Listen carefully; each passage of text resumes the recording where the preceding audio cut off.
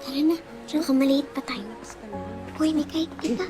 Mami yun ni Rachel. Nako, Ber, na ginawa ko lang yun dahil magpinsan ng mga asawa natin. Ano ka ba naman, Vanji? Bakit naman sa pagsasalta mo parang naaawa ka pa sa mga idol? Alam mo, dapat kasi hindi ka na tumatanggap ng mga katulad nila dito sa school natin. Nakakasira ng reputasyon eh. Ay, o ito. Para sa'yo. Oh. Sigurado magugustuhan mo yan. Ba, naalala mo yan yung gusto mong skincare. Thank you. Oo. Salamat. Oh. Kaya talaga nakakalimutan. Ano? Teka, kailangan ko muna kasi mag-beauty rest, kaya kailangan ko na umalis. Alam mo na, tatanggap pa ako ng award mamaya. Ulirang Ina Award sa foundation namin. Kailangan banat na banat. Kaya kailangan ko na mag-beauty rest, ha? Sige, salamat. Salamat ulit. Congrats. Good luck.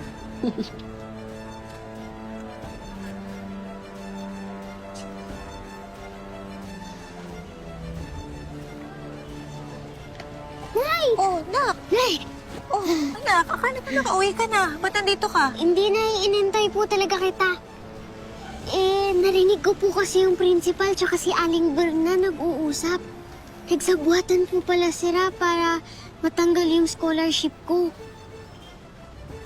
Sinasabi ko na nga ba eh.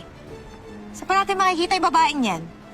Yun daw po, tatanggap daw po ng Ulirang Ina Award. Paano siya naging ulirang ina? Asawa siya ni Satanas. Halika, sugurin natin. The recipient of Ulirang Ina Award, Mrs. Bernadette Asuncion.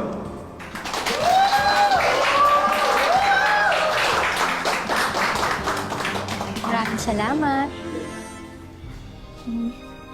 Marami pong salamat. Kalokohan!